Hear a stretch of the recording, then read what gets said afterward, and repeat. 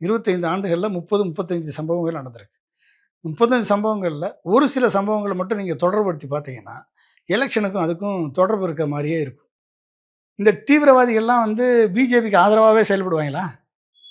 சொல்லுங்க. இல்ல வெடிமருந்துகள கேப்சர் பண்ண உடனே, அதுல இருக்கிற ஒரு ஆள் வந்து பயத்தின் காரணமா வெடிக்க வச்சுட்டாரு. ஏன்னா எப்ப கேப்சர் பண்ணீங்க? எப்ப கேப்சர் பண்ணீங்க? எங்க கேப்சர் பண்ணீங்க? ரெட் ஃபோர்ட் கிட்ட கேப்சர் பண்ணீங்களா? ரெட் ஃபோர்ட் கிட்ட கேப்சர் பண்ணீங்களா? ஹரியானால கேப்சர் பண்ணாங்க. அதனால இங்க ஹரியானால கேப்சர் பண்ணதுக்கு ரெட் ஃபோர்ட்ல வெடிச்சதுக்கு என்னங்க சம்மந்தம்? அப்ப நீ வந்து உன் செக்யூரிட்டி லேப்ஸ் தானே அது? அப்ப என்ன செக்யூரிட்டி குடுத்துருக்க நீ? இல்ல வந்து ஒரு 2 நாளா வந்து கேண்டில் லைட் விஜில் போராட்டம் நடக்குதே டெல்லில. பொல்யூஷன எதிர்த்து இளைஞர்கள் ஊர்வலமா போயிட்டு இருக்காங்களே!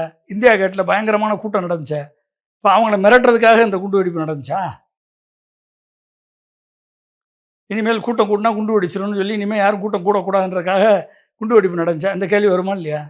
இல்ல ஜெய்ஷ் இ முகமது அமைப்பு தலையீடு இருக்கு அப்படின்னு சொல்லப்படுது. அப்போ ஆப்பரேஷன் சிந்தூர்ல அதிகமாக பாதிக்கப்பட்டது அந்த அமைப்பு தான். அந்த அமைப்பினுடைய குடும்பங்கள் தான். இப்போ அது ஒரு எதிர்வினையா கூட இந்த அட்டாக் இருக்கும் அப்படிலாம். இருக்கலாம், இருக்கலாம். கண்டிப்பா இருக்கலாம். ஜெய்ஷ் இ முகமது அவர் குடும்பத்தெல்லாம் ஆப்பரேஷன் சிந்தூர்ல அழிச்சுட்டாங்க என்ற கோபத்தின் விளைவாக கூட தீவிரவாத செயல்கள்ல அவங்க ஈடுபடலாம். அப்ப இவங்க தான் அழிச்சுட்டாங்களே! அப்புறம் அவங்கள அழிச்ச பிறகு அப்புறம் எப்படி திரும்பி வந்தாங்க உள்ள? அழிச்சேன்னு சொன்னது யாரு? பிரதமர் தானே!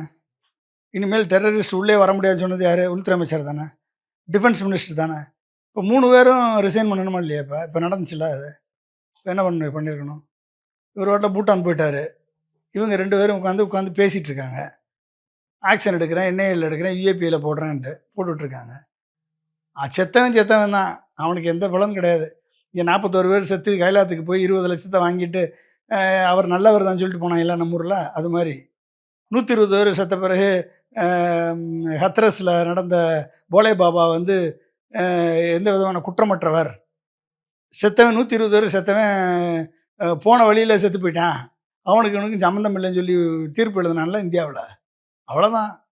டேய் நீ வெட்கங்கெட்டு போயி இந்த மாரி ஆளுங்கள எல்லாம் பின்னால போயி, அ சுய அறிவு இல்லாம, பொது அறிவு இல்லாம, கூட்டத்த கூடி, இவைங்க பின்னால போய் திரிஞ்சு, செத்து உயிரு சாகுறவன் அத்தன பேரும் வந்து இன்னைக்கு வந்து அப்பாவி மக்கள்.